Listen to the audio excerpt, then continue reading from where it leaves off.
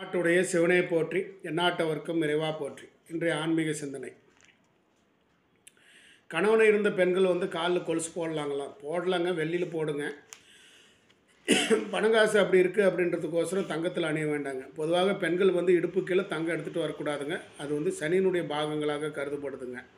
மூட்டு கீழே போட்டிங்கன்னா அது சனிக்கு உரிய. அதனால தான் சனி பகவானுடைய ஊனமானவர்ன்றதுனால இந்த மூட்டை அறுவை சிகிச்சை, பாத வலிகள், குதிக்கால் வெடிப்பு, அப்புறம் சுகர் ஒரு விரல் எடுத்துட்டாங்க, ஒரு ஊனமாகி போச்சுங்க, கால் உடஞ்சி போச்சுங்க, ஸ்டிக் வச்சு நடக்கிற அப்படிங்க, இந்த மாதிரிலாம் சொல்லுவாங்க இல்லையா. இது முட்டி கீழே பார்த்தீங்கன்னா உங்களுக்கு சனி பகவானுடைய ஆதிக்கம் இருக்கிறதுனால அங்கே தங்கம் எடுத்துகிட்டு வரக்கூடாதுங்க. பெண்களை இடுப்பு கீழே தங்கம் அணியக்கூடாதுங்க. அது பெரும் தோஷங்களை ஏற்படுத்தி கொடுக்கும்.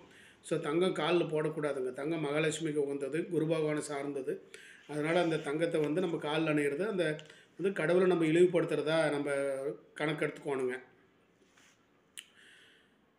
ஒரு மனநிலை பொறுத்து பெண்கள் அணியக்கூடிய அமைப்புகளுடையதாகவும் கருதப்படுதுங்க. அதனால் இந்த மத பழக்க வழக்கத்தின்படி கணவனை இழந்த பெண்கள் எந்த வகையான அணிகளையும் அணிந்து கொள்ளக்கூடாது என்பது கணவனை இழந்த பின்பு வேறொரு சிந்தனையின்றி துறவி வாழ்வு மேற்கொள்ள வேண்டும் என்று இந்து மத சாஸ்திர சம்பிரதாயங்கள் அறிவுறுத்துகின்றன. காலதேச வர்த்தமான ஏற்கனவே ஒரு சில சம்பிரதாயங்களை மாற்றிக்கொள்வதிலும் தவறில்லை என்பது பொதுவாக எல்லோருடைய எண்ணமாக இருக்குங்க. கொலுசு, தோடு, மூக்குத்தி, செயின் முதலான அணிகலன்களை திருமணத்திற்கு முன்பிருந்து பெண்கள் அணிவது வழக்கம்.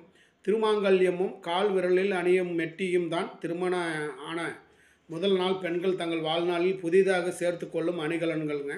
இந்த ரெண்டுத்தை மட்டும் தவிர்த்துட்டா போதுங்க. அதை மாங்கல்யத்தை தவிர்க்கணுங்க, மெட்டியை தவிர்க்கணுங்க. கால் செயின் அணிகிறதுனால ஒன்றும் தப்பும் இல்லைங்க.